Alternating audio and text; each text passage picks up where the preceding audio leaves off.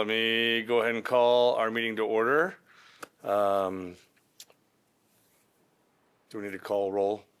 I think everybody's here. Yeah, I love to We have see it. 100%. Love it. Marianne, I could see one eyeball of Marianne on there, so I can see she is here.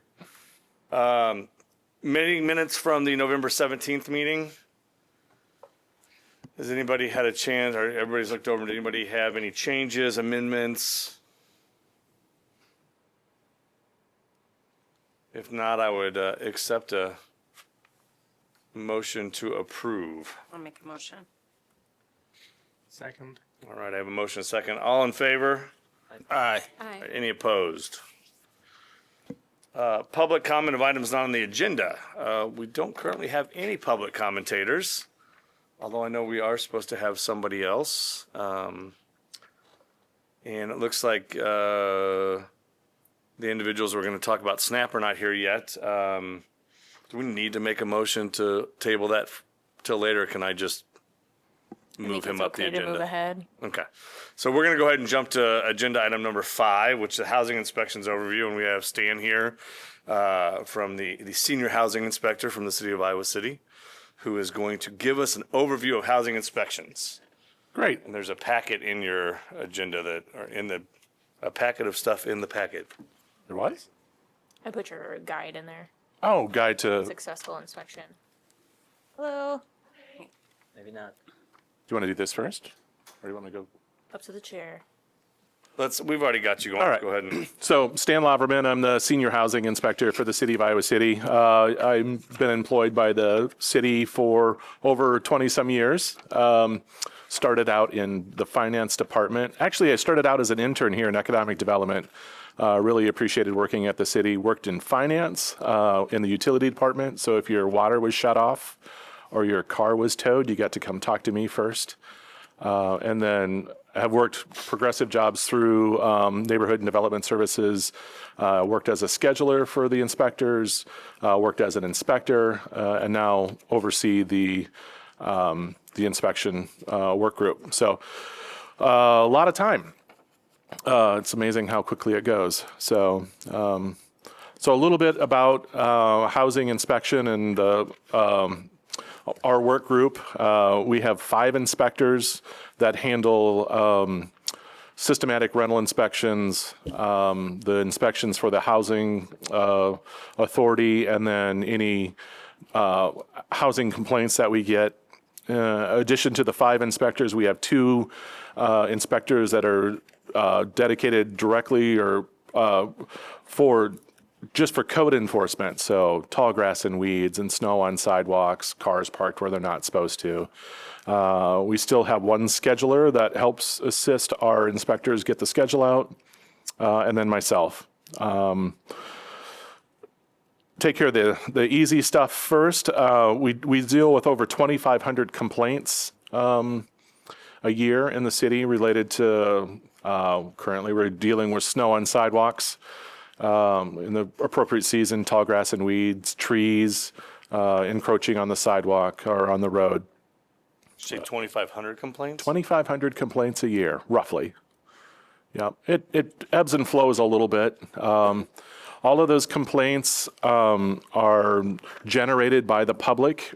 If we're out and have a snow complaint on a street, and there's others, we'll cite those. But we start out with a complaint that's generated by a community member, so it's not us going out there and hunting and finding things. We have enough with the community members of Iowa City finding things that are encroaching on their life. So we got that going for us. The housing authority with their I don't have my updated numbers on that. So over 2,000 vouchers. We do all the inspections for that. So every time someone moves into a new unit, we have to do an inspection, and then biannually we do follow-up inspections to make sure everything's okay. And that's not just in Iowa City, but all of Johnson County, half of Washington County, half of Iowa County. In Iowa City, we are currently sitting at over 20,000 rental units, 20,607 as I pulled it today. That encompasses 41,387 bedrooms, And that's 4,474 rental licenses. That's single-family duplexes, townhomes, multifamilies, all throughout the city. How many licenses? Say it again. We're saying right now 4,474. And licenses are issued to the owner of the property. We license the structure. We don't technically license the landlord. So if the property has a license, if it sells, that license can go with the property. So we don't license landlords. Gotcha. For example, if a duplex is owned by two individual owners, those owners both share one license. Correct. Yep. Yep. So you can have owner-occupied units within multifamily buildings or even duplexes. So that's the very broad overview of what we do. Are you fully staffed right now? We are fully staffed. We've had some turnover in the past couple years. So 4 of my 5 inspectors have under 2 years experience. So that has led to some, growing pains, but we're getting there. We have competent people. But yeah, when you're training, there's new inspectors are always fun. Kyle really appreciates new inspectors because Because you can train them right. good fresh set of eyes on a property, you can't beat that. So especially if they're green behind the ears. So, but a lot of my inspectors are coming from, one came from a property management background, the other one came from a different inspection field. So it's not like they're foreign to the idea of housing inspections, but it does take a little time to get up to speed on it. And they're all doing a wonderful job in my eyes. So. I say this as somewhat of a loaded question. I know that in the past, a lot of the inspectors have left rental inspection to move into building inspection Sure. or move elsewhere. Yes. Is that an issue of feeling like that's more of a horizontal move up? I mean, is it a matter of rental inspection? I guess to me, rental inspection is just as important as any other aspect of the inspection departments and licensing and Yes. permitting. And I'm just wondering if is there a concern from your part at all that, I don't know, that the city doesn't budget enough to inspector salaries to make them equal to building inspector salaries per se, or? Yeah, I have that concern. During the last kind of turnover, I found myself doing more inspections than I have in the past. And I will have to say that the inspection climate has changed in 15 years. Back in my day, I remember that people would clean their house for the inspection. And I was surprised at housekeeping standards when I was doing inspections this summer. And I don't know what that means. I don't know if we are, on the forefront of the mental health crisis, and is it the housing condition of how people are living, or, what leads to what. But there was a shocking difference in 15 years doing it on a daily basis of just cleanliness, the amount of stuff that people had. It was interesting. And I don't have enough data and it wasn't like I was inspecting a certain type of unit. I was across the community looking at student housing and long-term renters. And yeah, there was just there was a difference I think I can concur that it's, in 15 years. yeah. Yeah. Absolutely. Yeah. Okay. Sorry, continue. I just had But as far as, I always advocate for my inspectors. I think inspecting new construction or remodeling is a lot cleaner, and you're dealing with, the same people on a daily basis, contractors and builders, and you have a better opportunity to have a relationship and understanding. It can be uncomfortable going into people's home on a daily basis and seeing how people live. And you have the things that you can control and the things that you can enforce. And then you see, the aspects of humanity, and it can be tiring. Couple questions. First of all, how long does a typical inspection take? I'm sure there's quite a range, but how long? Yeah, I mean, we're in a multifamily unit. We can be in 5 minutes to 15 minutes. You get a routine, and you're looking for very basic items. Are the walls there? The windows there? Are outlets there? Outlet covers there? You check outlets to make sure they're grounded properly. You're looking under the sink. Is there a water leak? When it's a clean unit, you can get through it quickly. When you run into a unit where you're having to, navigate, human life, which is fine. I mean, there's nothing wrong with that. We do live in these properties and we are guests there, but it adds a level to it of, is it safe? How much stuff do I have to move to verify that things are being maintained in compliance? Where is the fire extinguisher?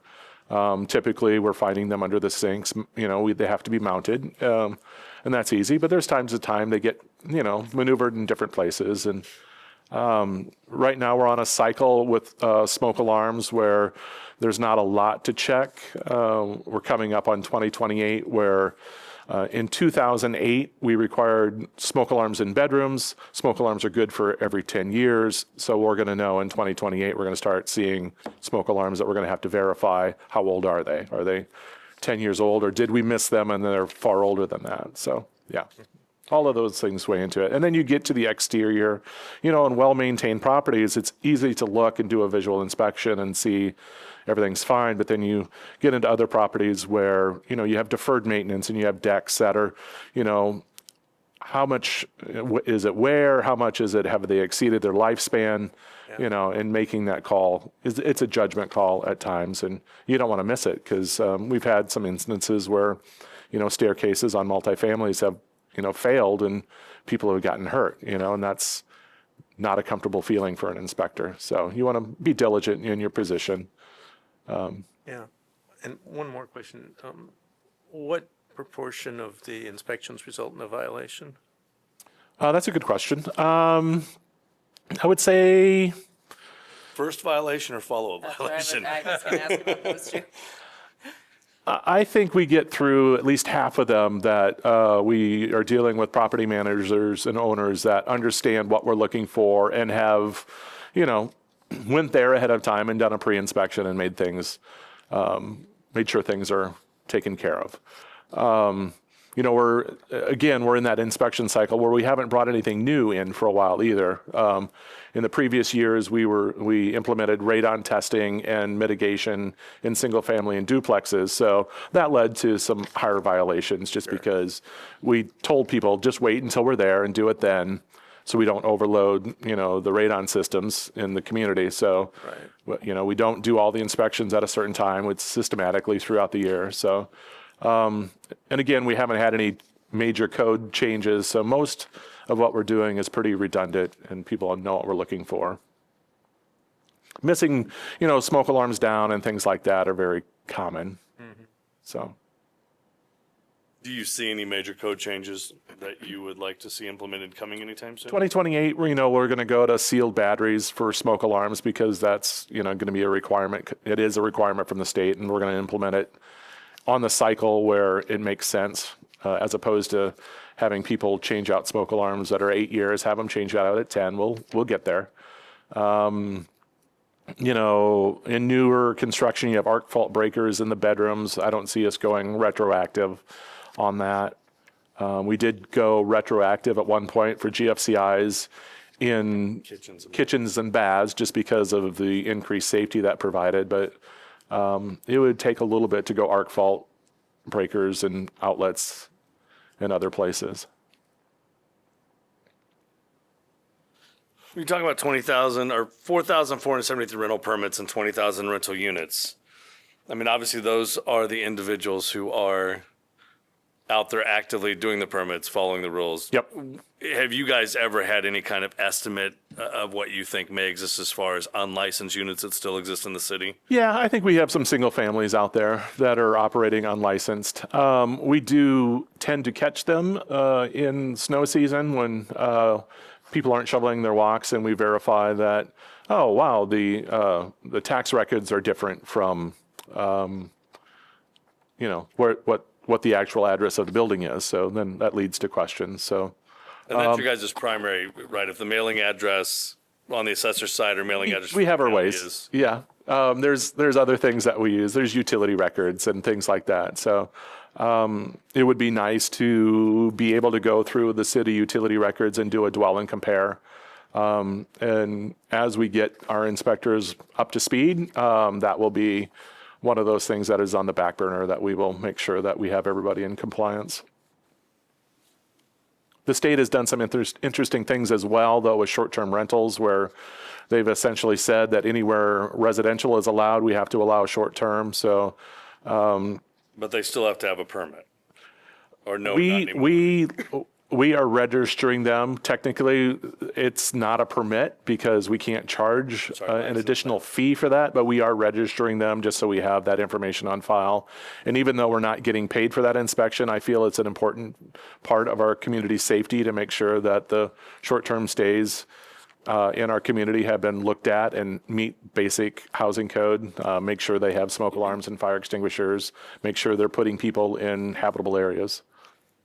Did the state rule change that you couldn't require a permit or license at all? There's no fee and no additional fee or permit is allowed. That was what was okay. Yeah. Just a question.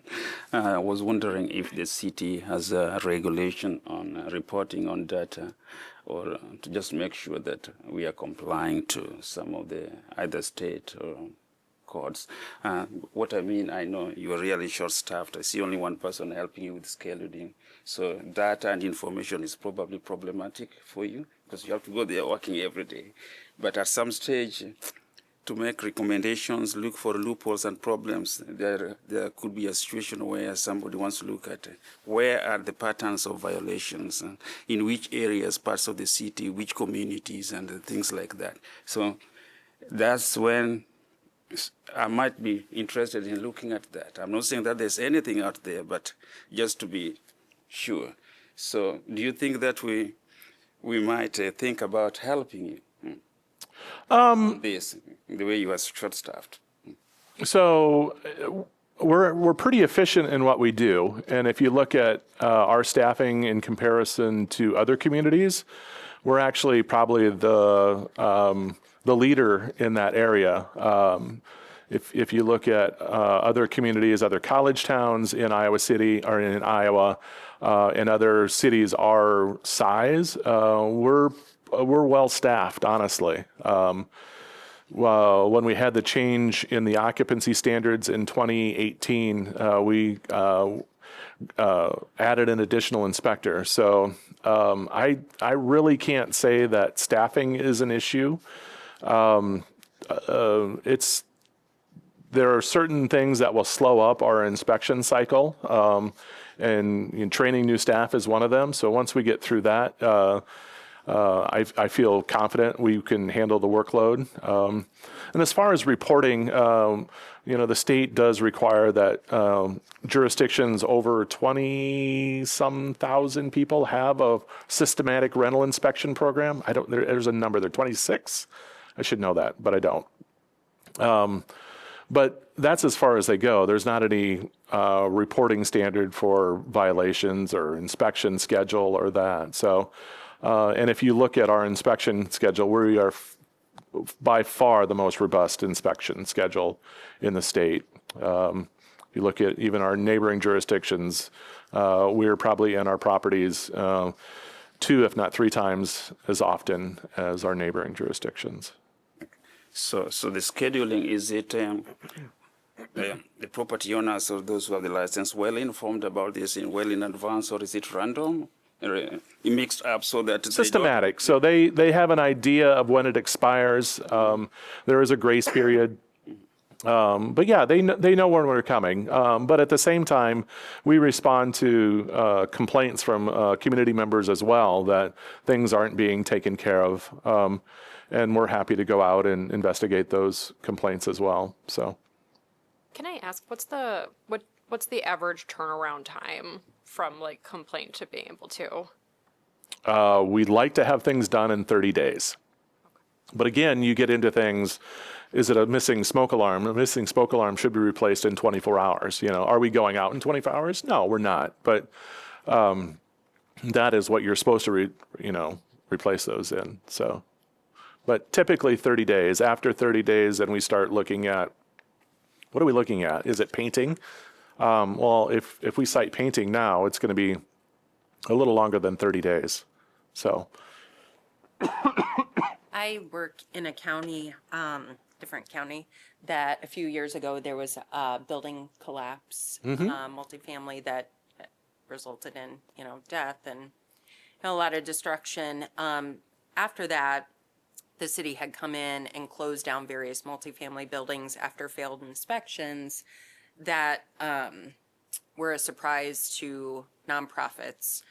So I'm a part of a group of various nonprofits that work in housing. And so then when the buildings closed, then there were many people that were left unhoused. And so it was like, okay, well, if we could somehow communicate with the city and know these things are happening ahead of time, if the landlord isn't taking care of issues, how can we help to ensure that people aren't just displaced? So I don't know if there's anything like that, in Johnson County, or like how that communication flows. yeah, so we're pretty fortunate in that our housing stock is a lot better than other areas. And the fact that our multifamilies are inspected every 2 years is helpful. So we did have an older building on Summit Street that a wall fell off and we had to evacuate tenants. But it was like 4 units, so not large multifamily buildings. So fortunately, I'm standing on the shoulders of many people that came before me that have left it in very good shape. So I don't anticipate that we will be in that situation in Iowa City. In regards to that question too, I guess there isn't per se a notification. Like if you are at a building, let's say Town and Country or Wayne Avenue, somewhere over there, and we're on reinspection number 3, and you guys have given a placard, like you guys don't reach out to Shelter House or. No, so let's talk about entities that are no longer here. So let's talk about Dolphin Lake Point Enclave. Oh, okay. That would probably be the best example of, we were nearing a time where we were going to have to make drastic measures to bring those buildings into compliance. There was, years of deferred maintenance, boilers that were not functioning. Luckily, a company came in and purchased the property and then quickly sold it to someone who, renovated it. But we were making provisions to work with the nonprofit community because there were multiple clients on assistance in those buildings. We'd even had taken the step of not allowing any additional vouchers in those buildings just because we were having such a hard time maintaining them in compliance. So it wasn't a direct notice per se, but I think the nonprofit community had a good idea that that was an issue. That's nice. I have another question. Yeah. A year ago, 2 years ago, in Iowa City Housing hearing, and there was an issue that was raised by a community, and then this came from the mobile units. And I don't know if that is under your jurisdiction. It is, yep. It is, yeah. The complaint was about tenants often getting a lot of threats from property owners or landlords. Whenever a tenant complained of something that has broken, needs to be fixed, or something that looks like a violation, and the tenant raised that issue, the tenant was given a threat, and the threat was, I'll call police on you, do this. And this usually tends to occur where most immigrants live.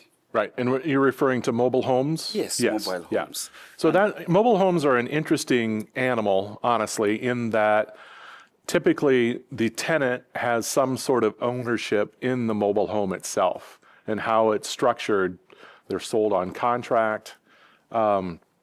So technically, they don't require a rental license because the lot rent does not trigger a rental license. So it becomes a very precarious situation for low-income tenants or low-income owners of mobile homes because the city regulations really don't offer them the protection that they think they have sometimes and really need. And they actually end up being responsible for the maintenance of their own property. So if the Iowa City has a housing code, so we technically can go into any property, but the owner of that trailer would be responsible for the maintenance. So the complaints that they were raising was about the grounds on the land, maybe yard or sewage or things like that. Yeah. Probably. Okay. So then if you look at our housing code and the regulation of private property, which this would be a private property situation, there's not a lot of requirements for maintenance of concrete. Iowa City Marketplace, for example, and the parking lot over there, the potholes can be atrocious, and I don't have a city code to come in and say, out-of-state landlord or out-of-state owner, you need to be filling the potholes that community members are driving through to get to businesses there. And that would be the same thing in mobile home parks. So what do you think is the reason why that area has been left as a gap? Yeah, because mobile home park owners have a very strong presence at the state level. They have a very strong lobby, and they're very resistant to any additional regulations. Up to the point where even locally here, we cannot be able to do anything. Oh, no, I know we are under the state regulations. We are under the state, regulations, yeah. And I think if you've been here for any amount of time, you can see where Iowa City has attempted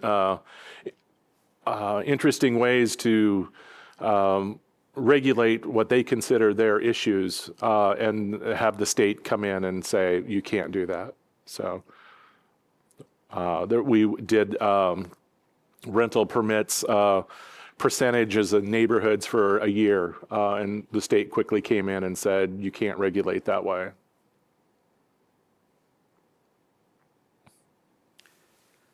That's an issue that I believe the commission probably need to look into, seriously talk about it, and we find, probably in collaboration with the private sector housing units and work on that as a community, because those people sometimes feel really neglected, and yet they need the safety from and protection, which is being accorded to other people in the city. And just for clarification, if they are renting a mobile home from an owner of a mobile home, they are protected. They are. Under the city's rental permit. They so are.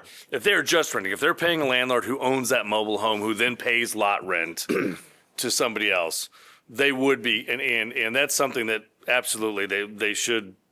They're covered under 526A. They're covered under Iowa City. So there's some dichotomy there that, I mean, it's, but most of those owners structure it as a contract to sell. Yes, So they can call the city or your department. absolutely. Yeah, and through that line, can you, just for public information, we have a lot of people who are recent residents of Iowa City, and they don't know a lot of these things, And actually, the pamphlet that you put in really helped me a lot, And I've been here for well over 35 years, but still I had to learn a lot of good stuff. Can you tell them the procedure for raising a complaint? Yeah, there's multiple ways to do it. If you go to the city website, there's a tab about report a concern, and that puts it into our tracking software, ICGov Express, which offers a lot of accountability to those who are complaining and also to staff, because that creates a permanent record of the complaint that's made. You can always call our office. 356-5135 is my direct number. You can call and talk to me. Our scheduler is 319-356-5130. And you can raise a complaint that way. There's individual inspectors, male and female, that you can talk to and talk through your complaint that way. We take anonymous complaints. We work in multiple ways to address the issues. We work with landlords who have complaints about tenants and their behavior, and work with and create solutions to what we're seeing in the community. I guess I have one last question that I'm just curious about. And I guess I could probably look at the code or call later, but if you know off the top of your head, when like heat goes out to a unit that is being rented, is a space heater like adequate, and is it considered like safe for more than like, you know, like No. a short? Okay, yeah. Yeah. The issue becomes the code is very broad in that way, and it talks about reasonable amount of time. We are seeing more issues with heating and air conditioning equipment. And I guess if I was ever looking at a code change, we might look at something that would require documentation of HVA or heating and air conditioning equipment service periodically, what that looks like. There's different standards that other cities have every 4 years that you have to have it serviced by a qualified individual. The problem is when you start writing these ordinances, what's a qualified individual? What's service? You know, so it's kind of a little bit nebulous there. So then as you have aging housing stock, what is a reasonable expectation of repair with supply chain issues that we have? Am I going to kick someone out because they have a space heater, you know, heating their house? Probably not. Do I want it long term? No. You know, so those are fun judgment calls to make at different times. Yeah, I would support a change like that. I heard a lot from people in the community in the last couple of weeks with the Yep. deep cold. Yep. Heat Yep. going out and using space heaters and Yep. really having to depend on that. Yeah, we had a couple ideal. large buildings that lost their boiler in the last week. And again, those aren't, you know, systems that you can replace in a day. I mean, it takes some design and all of that to get those online. So, yeah. Well, 630 Dubuque was what? We were 6 weeks. Right, for a fraternity, Last year for yeah. fraternity. Yep. Yep. Yeah, space heaters are never ideal. And then there's different types of space heaters. You know, the old milk house with the electric toaster coil that glows is definitely terrible. The radiator style is relatively safe, and then you look at the draw that it has on the electrical system, which leads to other problems, along with ceramic and the amount of wattage that it draws. So it's not just the immediate, you know, glowing coils that are the fire, but the draw that it puts on the electrical system also that can create Definitely issues. do not recommend the trash can fire. Yeah. No. Yeah. Yep. Been there. If you have any other questions, I'm happy to meet with you as well. If you have groups of people that aren't comfortable in a public setting, I am happy to meet with community groups as well to discuss their issues. Try to make myself available any chance I get. And I'm going to give I know he doesn't want to hear it, but I've been working with Stan from the other side of the aisle for 25 years. I mean, I think almost neck and neck. Stan and even his predecessor have always done an incredible job of outreach to the apartment association and local landlords. Stan attends the Greater Iowa City Apartment Association meeting pretty much every month, keeps landlords updated on things that are changing and what needs to change, lets us know when there's problems. It's been a good relationship when he talks about compared to other cities, you know, up until not even a year and a half ago, Coralville only had an on-demand, on-complaint rental permit. Like, unless someone called and complained about you, there was no systematic. North Liberty just started theirs maybe 2 years ago, and even then, it's 2 people in the office. I mean, you very rarely really see it systematic. You just send in your money at the end of the year and you get your permit Tiffin does not have anything created yet. West Branch does not have anything created yet, and these are all growth areas for rental property. So, from my side, I've always been very appreciative of the work Stan and his staff does. Yeah, so thanks again. Mary Ann, did you have anything? I will say no. All right, Stan, thank you so much. No. Okay, thanks. Thank you very much, Thanks, Stan. Dan. And I will be reaching out to you, especially on those issues of education for the newcomers to Iowa City, Yeah. who probably also need a lot of education from them so that they're also compatible Yeah. with the landlords. Yeah. Things work smoothly. Yeah, and I'm happy to do it, and I realize that doesn't happen overnight. So, Yeah. and that level of trust is Yeah. built up over time. So, yep, happy to Thank do you. it. And there is currently a subcommittee working on the on the mobile home issues, is there not? Did I see something, the city was working on something, not within your department, but elsewhere as far as, I think Johnson County is working on some Johnson things as County, well, but I'm not aware of, I'm not aware of anything at the city level. maybe Yeah. the Joker level? Okay. Yeah, that's true. Well, we apologize. We jumped ahead in the agenda because we were moving quick. Let us move back to agenda item number 4, which is an overview of the Food Access Network and local response to Supplemental Nutrition Assistance Program, AKA SNAP. Well, West, no apology. We were 2 minutes late and lost our spot. That's so- okay.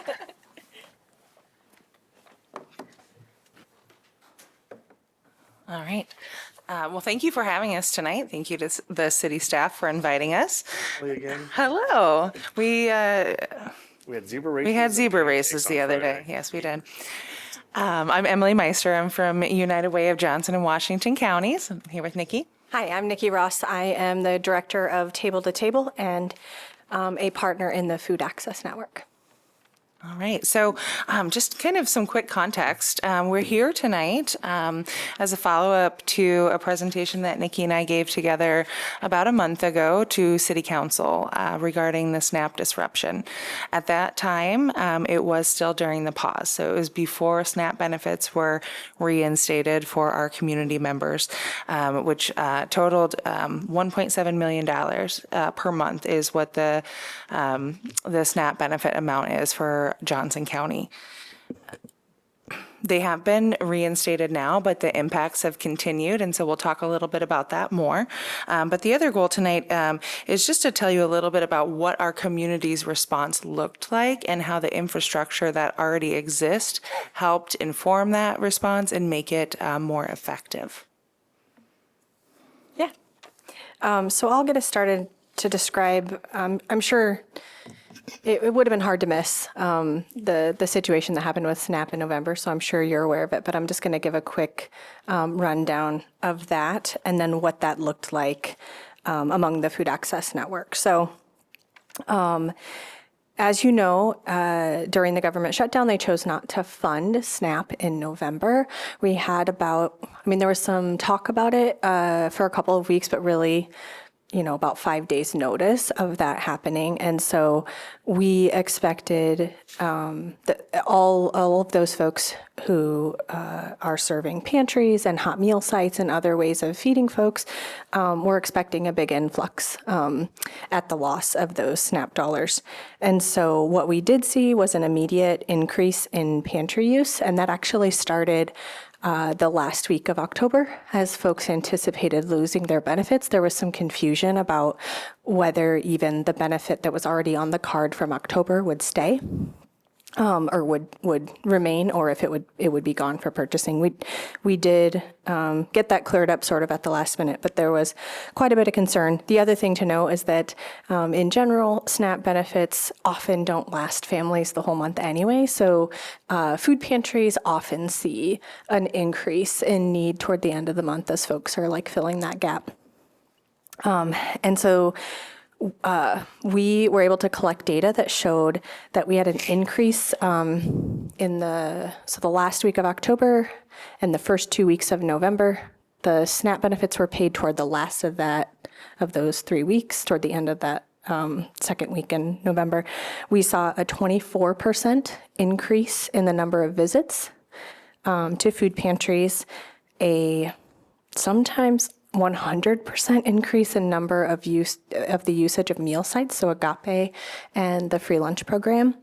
And with that 24% increase in visits, our pantry partners distributed about 55,000 pounds more food in just those 3 weeks than they had the previous year. So what we saw was families traveling from farther away. So that is definitely a thing that we face here in Johnson County, is supporting a more regional supports, just because food access supports in other communities just aren't as good, aren't as available. Folks might only have a pantry once a month, right? And if those pantries didn't get notice of this situation, then it was going to be another 3 or 4 weeks before they had access. I think we saw the greatest increase in outside pantry use in North Liberty, I think because of where it's located. And then we also saw households making difficult trade-offs. So I think one of the things that came about was when those SNAP benefits were paid, folks thought, we've solved this, and now folks can buy food. But in those 3 weeks, what ended up happening was, yes, some folks used food pantries, but 55,000 pounds of food and 24% more visits does not equate $1.7 million. Let's say it was halfway through the month, so just half that amount. And so what folks were doing was utilizing pantries, but also their own budgets. And so basically making trade-offs and maybe not getting their utilities paid on time or their rent paid on time. And so that is really what we're experiencing right now, is an ongoing financial recovery, because when benefits are paid onto a SNAP card, that doesn't retroactively pay your rent, and it doesn't pay your utilities. So we have seen and will continue to see an increase in the number of people utilizing food pantries as they sort of reallocate those whatever dollars they might have had for food to basic housing assistance. And then I don't know when we'll expect that to level off. The other thing I wanted to draw your attention to that got totally hidden and overlooked by the SNAP crisis in that iteration was that we were already expecting significant changes to SNAP eligibility starting on November 1. So I think one of the things that's been a bit muddied is, what did we see because of the SNAP benefits not being paid out? And what did we see because benefits were no longer available to folks who are legal residents and our country had agreed to support with things like SNAP benefits, as they, lots of these folks might be refugees or asylees or other legal residents eligible for SNAP are no longer eligible. And we do have a number of those folks in our community. And those folks, they didn't regain their benefits, and they'll continue to have to utilize these supports. So essentially, the SNAP disruptions created a cascading impact that extended well beyond food access alone. So we're here today to talk a little bit about how we worked together through United Way, the COAD, which Emily will talk a little bit about what that is. But this response, this level of response to meet a 24% increase in 2.5 weeks is an incredible feat that our community helped us respond to, but also was largely due to the collaboration of the Food Access Network. And so I'm just not sure how many of you might be aware of the Food Access Network existence, so I'll give you a little bit of information about that. So Table to Table has hosted what we, for a long time, called a peer group. If you're unaware, Table to Table is a food rescue organization. We collect food from around the county that grocery stores would otherwise, would go to waste, and we get it to our partners. We provide, depending on the partner, between 50 and 60% of the food that they're going to distribute. But as part of that, we have such great relationships with all 47 different organizations.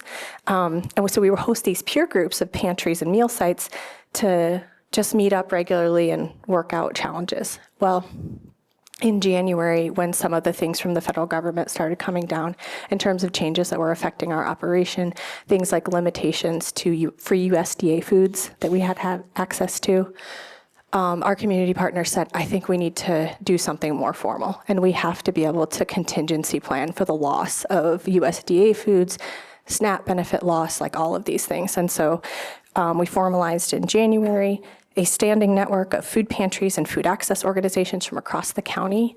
There are currently 18, and we're looking to grow that to other organizations who might also be doing this work. And why the Food Access Network mattered during the disruption is that we offered real-time partner-led insight into the needs and the gaps that were happening, and we worked together to solve that. And we were able to align our efforts really quickly and reduce duplication. So the network worked because it existed before the crisis, and it's grounded in day-to-day service delivery. So Emily's going to tell you a little bit about COAD response and how the FAN sort of worked into that. And I think one thing to add to FAN, the Food Access Network, not just because it already existed, but because it is provider-led. So the 18 organizations that are a part of the Food Access Network are the organizations that are doing the work and interacting with the individuals that are impacted on a daily basis. And that is a much different perspective than even if you go back one step or two. Secondly, well, I guess I'll come back to this. I'll tell you a little bit about the COAD first. If you're not familiar, the COAD stands for Community Organizations Active in Disaster. We have a Johnson County COAD that's led by United Way, but supported by many organizations. We've recently developed a leadership structure within the COAD that allows for other organizations to participate and really be key in decision-making and share some of the responsibility of the COAD, but also the decision-making, and that includes providers in various sectors. The COAD has existed here in Johnson County since the major floods in 2008, but like many things that when not utilized for many years kind of falls off. So we've spent quite a bit of time in the last couple of years trying to re-engage this group. I encourage elected officials, commission members to join these meetings because they are great way to stay plugged in into what our community's response looks like in the event of any type of disaster. We're most accustomed to responding to weather events like the tornado 2 years ago or the house fire in Coralville last April, or just this April. But when, as Nikki shared, about 5 days before the November 1st is when it became pretty clear and official that SNAP benefits would not be distributed to community members. That is a different kind of crisis. It's a public health crisis. It's also an enormous strain on our local food access network to figure out how to meet this public health emergency when people no longer know how to get food. One thing we forgot to add is that was 10,080 people are registered for SNAP, enrolled in SNAP benefits. So when you think about the scale of the other kinds of disasters we've responded to as part of the COAD, it's significant. And in any disaster, there's the immediate, response that is safe to get people out of harm's way. But the longer and most difficult aspect of responding to disaster are those long-term recovery humanitarian needs, food and shelter being at the top of that list. So when this crisis was number one and primarily food, that is really something that we needed to respond to quickly and significantly as a community. So the Johnson County COAD was asked by the Food Access Network to help amplify their response.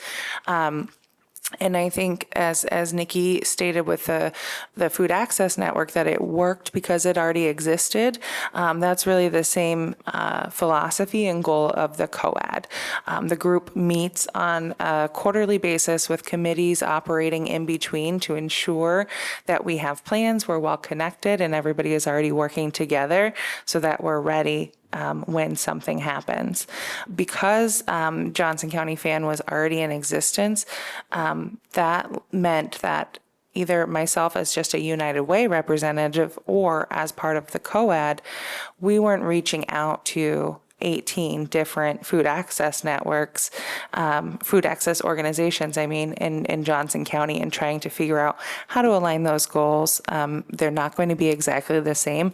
They had already done that work to figure out what are the common things that they need and can agree on, and ways that the community can support. So some of the things that we did is launch a food access network fund at United Way, and shared that widely in the community for businesses, individuals to donate to, waived any administration fees so that 100% of those funds would go back to the network for bulk food purchasing. And the network had already identified source because of the situation with TFAP, because we knew SNAP benefits were at risk. We had already identified food sourcing as a high need item and had developed an allocation strategy. If we got money to buy food together to get better prices, wholesale prices, how would we spend that money and how would we distribute that food amongst all of the partners? So again, we weren't put in a place where United Way had to divide the money up amongst agencies. We did it collectively. Yeah, it didn't become another grant process, which is something that if that had been one of the concerns, we wouldn't have been able to stand up that fund so quickly. We also offered, upon request, to coordinate food drives. So there was many individuals and businesses in the community who responded and reached out directly to food pantries, or other food access organizations and ran drives for them. But if there was larger entities who wanted to do something really big, we offered to coordinate that, take on the communication so that it wouldn't be the responsibility of the organizations, and then table to table offered to do the delivery of that. And one, that reduces administrative time for organizations, but it also allows access for those smaller organizations that people are less aware of and aren't doing drives for. They are vitally important as these multiple access points throughout the community for food. But it also makes it so they can receive a manageable amount for their organization. And that's the work that Table to Table does every day in their food rescue, and able to lend that logistical skill to this process. And I think so those are kind of the two tangible in terms of what are the results we need to see, food and funds coming in. But messaging is also really important in a time like this. And one of the first messages that we sent out from the COAD to our members, our community partners, is to support organizations that already exist and are established in food access. Oftentimes when there's an emergency, there are a lot of different efforts that are very well intentioned, but sometimes are moving in so many different directions that it can make it actually a little bit more difficult for individuals who need support to find it. So we encouraged through multiple channels. If you want to help, please reach out to us, or if you have a contact with an existing organization, support that organization. And also, and I think this is a really important piece, not to pretend that there might not be gaps, right? We're not going to say only support this existing, and if you see a gap, pretend you don't see it. That's not effective. But if you do, let's work together. Join in with United Way as the COAD and the collective so we can address this gap in the community together and more strategically, rather than creating a lot of competing agendas. And I think that became really important. Emily, I believe Marianne has a question for you. Oh, yes.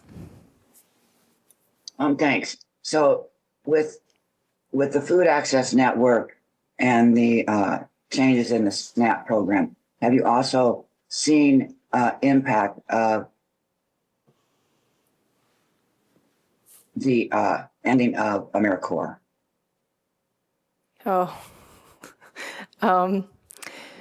Yeah, I think the Food Access Network does rely quite a bit on AmeriCorps. There have actually been some lawsuits around some of our losses of AmeriCorps. We weren't part of them, but we benefited, I don't know if that's the right word to use, in that some of that was reinstated. But actually, that's a really good question, Marianne, because we would have had probably two roles, one of which dedicated to the Food Access Network if it hadn't been disrupted. And so AmeriCorps is a really good connection to make, because one of their duties is to respond during a disaster, although I'm not sure the federal government would have considered SNAP benefits not being paid a disaster since it was of their own making. I think that's a great point, though, Marianne and Nikki, we're talking about how things worked, right? But it wasn't perfect, and the establishment of creating the Johnson County Food Access Network or the COAD, that's not easy work. It takes a lot of time and a lot of consistent energy to develop trust and relationships and align goals. And programs like AmeriCorps or other supports that can make that kind of work possible is extremely valuable from a community-wide perspective, but often not as visible. In the end, we raised somewhere around $50,000 for food purchasing as it related to the SNAP crisis, which we had also had a huge amount of food drives and things. So we're continuing to use those funds and that food we're purchasing to respond to the ongoing challenge. One thing I wanted to also draw your attention to that we are using as a planning mechanism at the Food Access Network is what we saw happen in November. We are at risk of on a much larger scale. There are some, with the budget bill and some other changes happening at the federal level with SNAP, it's going to be putting more costs on our state to run the SNAP program. And we are unsure of what the outcomes of that will be if our state declines to absorb those costs and can't meet some of those administrative requirements. We don't know if that means that SNAP is going away. So part of this response from the very beginning, we understood was a mechanism to get a look at what we might be facing in the future. And I think, isn't that also what the whole role of the COAD and a disaster response is, to sort of see what is happening now, figure out how we respond to it and how we can respond in the future. I think one of the things we were so grateful for is that typically in a crisis, and I think about housing, the floods or tornadoes and things, but those agencies responding to the housing crisis are both responsible for the on-the-ground response and the communication and the coordination and the volunteer collaboration and all of that. And this was the first opportunity to have COAD manage so much of that. And our partners were able to just focus so heavily on what was happening on the ground, like community, crisis services, food bank. All of their staff was at the pantry doing distribution, sorting through those food drive foods in a way that I believe they doubled the amount of food they were sending out the door. So not only did they have an increase in visits, but they were really able to focus on getting that food out at a high capacity. Yeah. Are there any questions so far? Yes, I have a question. We know the problem started as a policy issue, a political issue. I'm just wondering the extent to which you are engaged with our representatives at the state and federal level, and what plans they have. If at all you do, engage with them in any way about these issues that affect the communities they're representing. Is there any discussions? Because your organizations are the best way of measuring food insecurity, not the exact perfect way, but is one way, an indicator that can tell us the extent to which these communities are suffering. But I was wondering also, because it's part of their duties, they're our representatives. Also to make policies, influence policies and do things. So I'm wondering, do they check with you, or do you check with them on these situations, and what are they telling you? Yeah, that is actually one of the roles of the Food Access Network, is this community engagement and advocacy component. And so we have, in the last 3 or 4 months, hosted multiple tours of legislators and other types of as much personal conversation as we can get to try to put a face to their constituents and the decisions being made. And we're doing our best with that. I think you speak to it is an indicator, right? Our work and the data we collect is an indicator. That's another really important thing to know, is that some of those federal sources of data are going away or are not as reliable as they used to be. So we are relying more and more on these local networks to understand what is happening and trying to describe the need. we would say that we have constituents, we have volunteers, we can ask them all to share our message. We've done, from July, we sent out a public message about the budget bill and the impacts it would have. We hosted a press conference that got 9 news agencies to attend for a 30-minute conference that many of them just posted the whole thing. And we saw many people watch that. Those were all great things. All that being said, our commissioners, our elected officials, our community utilizing the messaging that we have and getting it pushed out even further beyond, I would say that we are in an environment where maybe not locally, you all are wonderful, but that like nonprofits are definitely being devalued on a larger scale than we've ever seen before. And so it does make me worried about how our voices are heard as being the folks doing the direct work. I just wanted to add that I was not maybe accusing different levels of state authorities. At least our city here does a very good job and responded very well in terms of helping with the situation. So Absolutely. our local politicians, the city which we sit in, really did a good job. I want to put that. I was just wondering about somewhere other places. Yep. Yeah. And our municipal response and county response is the reason why Johnson County's Food Access Network is so strong. And we can never forget that. And I think also just the fact that Nikki and I are here right now and that we were invited to share about this response and the impact that it had on our community speaks to that. There was one other thing I was going to respond to and now I lost it. Emily, while you're thinking, I know I've talked to both of you about this in the past, but I so admire the model of the Food Access Network, and I wonder what other service areas around are ripe to form that sort of thing. We have the Housing Coalition, but that's a little different. That's not exactly the same sort of thing. So, Yeah. Emily, I don't know what you think. Great segue, Tom. We were going to talk about that next. I think Not previously arranged. I really want that. So United Way completed our community needs assessment and started sharing that out this summer. And so we have goals that are arranged around 4 focus areas: youth opportunity, healthy communities, community resiliency, and financial security. And the goals in there, 2 to 3 per area. We didn't want to just right off the bat go out and say, okay, we need to create a work group for each of these and solve this issue. Instead, we started by doing some coalition mapping to determine what already exists in the community and that is doing good work and can maybe just they can use a little more energy to organize or become more action oriented. So we were able to identify some really great groups. And Johnson County Food Access Network was developing right around this same time. But we could also, from that, see where there are gaps.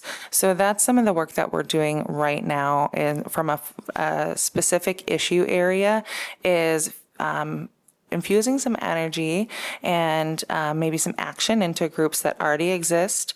We've been working with the Affordable Housing Coalition, as you mentioned, Tom, and they have a really great group that meets regularly and also some subcommittees that right now don't have specific goals in mind, but are absolutely willing to transition to that. So we can help support that. And then there's some areas where there's a lot of different organizations and different players in the community doing the work, but they're not aligned in any meaningful way. So we're working on that. But that's kind of at that focus, specific issue area, right? Similar to the Johnson County Food Access Network. But another development in the last 6 months has been the organization of the Nonprofit Collective, which is a newer coalition that is a wide umbrella for all nonprofits in Johnson County, whether that be the human and social services, arts, environmental organizations, in a place where all of those organizations can come together in a self-led, self-convened way, set their own agendas, and create their own governance. I think that, what we've just shared about the Food Access Network and the COAD shows that when you have a coalition of the people doing the work, led by the people doing the work, that is the best avenue to go to, the best resource that you can have to take your guidance on what to do next. So we have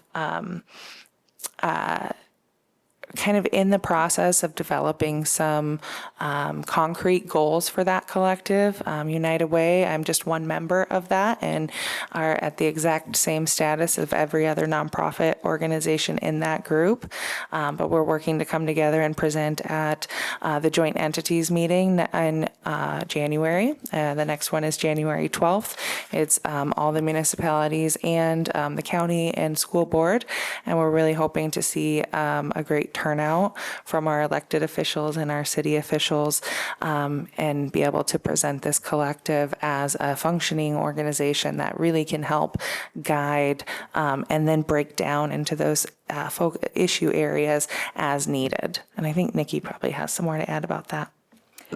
Yeah, we would encourage you to share that. That is an open meeting, so any of you could also attend that. One thing I wanted to highlight, which is such a great opportunity to be here, and we appreciate being invited, is that actually, in my experience, this commission has engaged directly with the folks providing the services. We've had a lot of different interactions with you regarding the joint funding application and other opportunities like that, which I wanted to make sure that we highlighted as kind of a kicking off point for some of the action-oriented tasks that these groups have sought to do, like the Food Access Network and the Johnson County Nonprofit Collective, and just encourage you, that has ebbed and flowed. We are needed. This type of collaboration is needed now more than ever. And so we really see this as an opportunity.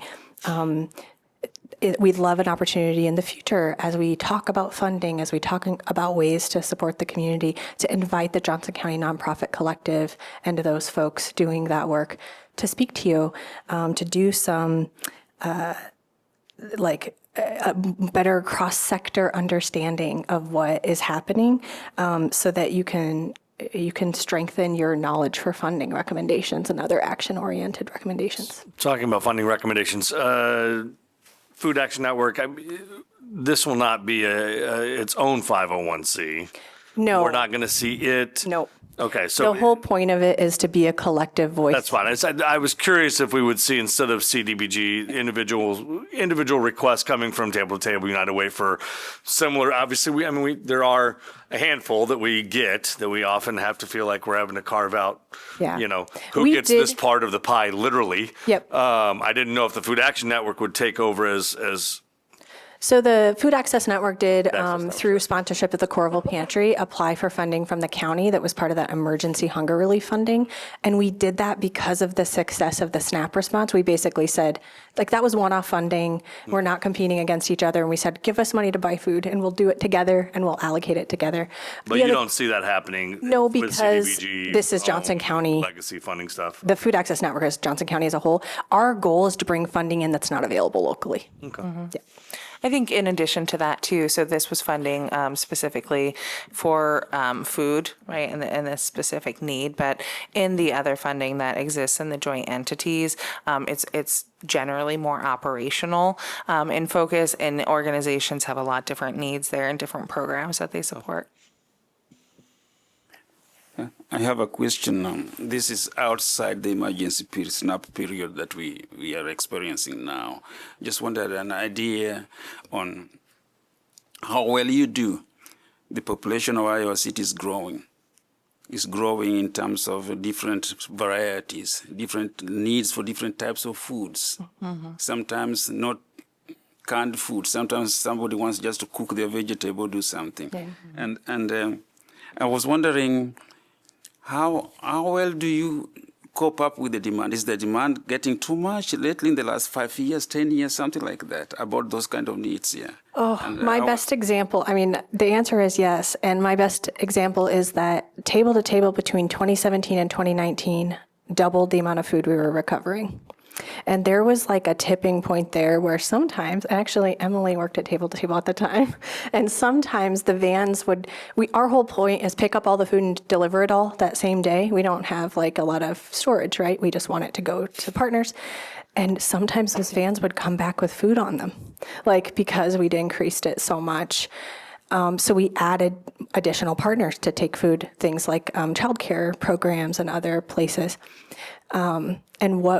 During the SNAP emergency, one of the things Table to Table had to do was pull back some food resources from non-emergent partners, like partners that maybe had other resources to access food.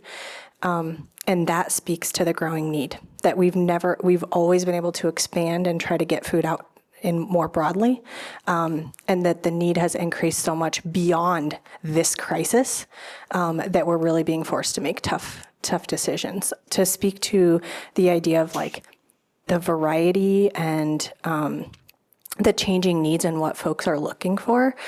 We partnered with the county on a survey to find out exactly what people want. And one of the things I'm really impressed with the Food Access Network on, and I can say that because Table to Table rescues what's available to us and we don't really get to decide, but our partners get to decide what they buy and what they're providing, and looking for culturally specific, dietary specific, and nutritionally specific foods is something that's really important to them, and it's important to the network as well. So that's something we're also growing. I don't know if that answers your question. You did very well. So ultimately, we would like to invite you to attend that joint entities meeting and think about opportunities in the future to invite either issue-specific groups, and Emily's a great resource for identifying where those coalitions are and who can help advise, and also the Johnson County Nonprofit Collective to advise and talk you through what some of the issues are and our biggest needs. And when was that date? January 12th? 12th. Yep. And is it the evening? It's an evening meeting, right? Mm-hmm. Yep. And it will be hosted in North Liberty, in January. And I thought of what was stuck in the back of my brain earlier, and it was about the question of who are we engaging at a state level and a federal level. I just wanted to come back to that for a moment because I think it's one of the really important takeaways. We have a solid local community response, but $1.7 million in benefits per month is not sustainable from a local level. So that continued advocacy and pressure and highlighting the importance of programs like this is essential. We have a great organization in Iowa called the Iowa Hunger Coalition, which does really fantastic research and advocacy. They're a wonderful organization to engage with. I know that Nikki and her team are engaged with them, as are we at United Way. And then also we partner with the United Ways of Iowa for advocacy at the state level. So we can work with United Way across the state at different levels of leadership and kind of share the experiences that are happening from region to region. And then there's various opportunities for us to engage at the state level. I think one of the really important points for our state legislature is rural Iowa. And how these different changes, whether that be SNAP or the recent HUD changes that we saw in the funding opportunity, is that they are and will continue to impact some of our rural communities the hardest, where resources are more scarce. And that is, those are the kinds of messages that we can share. We can put a face on the issue. Like Nikki said, it's not, we have 10,800 people, but each of those 10,800 people are a person in our community with a story, and we'll continue sharing that out, and we need the help of our entire community to do that. We appreciate the opportunity to be here today, and just as the Food Access Network strengthened the COAD's response to SNAP, we know that broader cross-sector collaboration can strengthen how we plan, fund, and respond to complex community needs, and you all can help us with that. Thank you for the work you do. Thank you. I had one last question. Thank you. Is it okay, Chair, or I'm done? No, that's fine. Okay. So I was wondering, in terms of the provision of the foods and other things, I was wondering if there's some regulations that sometimes tie your hands, because that makes you not want to open your good heart to people, to everyone. Yeah, given the nature of the funds that you get from different places. Like who you are supposed to think I serve and who you are understand. not supposed to serve. Yeah. We're always navigating those kinds of regulations. In our sector, that looks that looks different for everybody. I do think that our work tends to supplement SNAP that has a lot more barriers, right? The SNAP benefits. So I can't think of anything off the top of my head right now that is one of the things I think is so wonderful about all the efforts of the members of the Food Access Network is how much we work together to get around those things so that they don't become an issue for us. And I think serving folks who lost their SNAP benefits because they're refugees and they're asylees and other types of legal residents of the U.S. is a really good example. We can serve those folks and we don't ask a bunch of questions. Yep. Okay. Thank you so much. For Thank letting us you. be here. Mary Ann, anything else? Nope. No, thanks. All right, thanks. Thank you, Mary Ann. Thanks, you guys. Thank you. All right, next on the agenda is staff updates. I know, Brianna, you have a roadmap, I think, for funding rounds for the next couple months. I do. So we're going to have 2 funding rounds opening at the same time. So hopefully this isn't too confusing. There's going to be the FY27 non-legacy round, which is operational support for nonprofit agencies. And then there will be the CDBG round. And as a reminder, that's for public facility projects or acquisition of rental housing. So the timeline will run concurrently, but they're 2 separate funding rounds. The calendar in the packet gives you kind of an overview of what the process is, what the deadlines will be for each step. But just take this as a high-level overview. As things unfold, you'll get more information from staff. You'll get the full applicant guide. Don't feel like you need to know everything today. We'll talk again in December. And the other thing with this, as things unfold, you're always welcome to reach out to staff if there's points of confusion or questions between the funding rounds. We're happy to answer any of that. When is the application workshop going to be on the 13th? Is that an evening? Is that I daytime? believe it's at 2 p.m. and it's on Zoom. Okay. It's recorded, but if there's anyone that can't meet that, as staff will schedule another session as well. No issue with that. If people can't make the meeting, we're happy to make something else work. And that's not something that we need to be there for, but if we are just kind of interested in the application process and which applicants are asking questions, it's something we can sit in on. You could certainly attend. I always give the reminder once we're in a funding round just to make sure that you as commissioners aren't engaging directly with applicants, just so we can keep the process fair.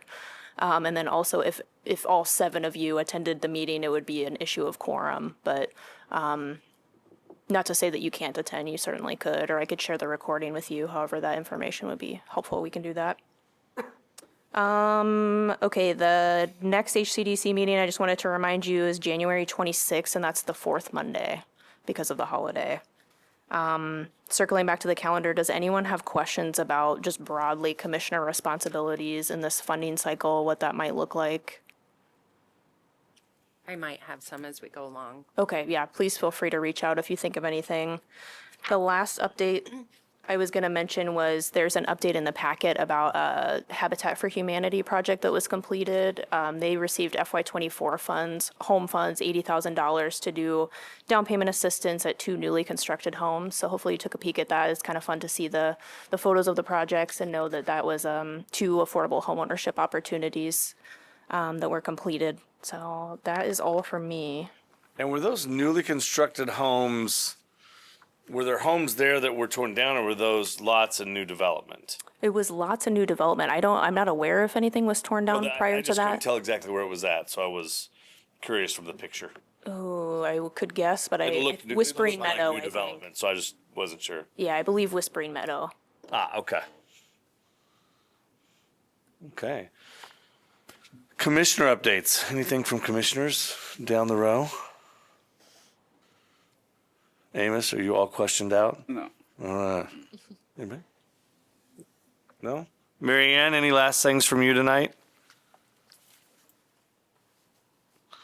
Nope. Okay, well, speaking of Food Network stuff, if you guys are interested, the West High girls and the City High girls will be wrestling on Thursday, I believe it is, at the Extreme Arena.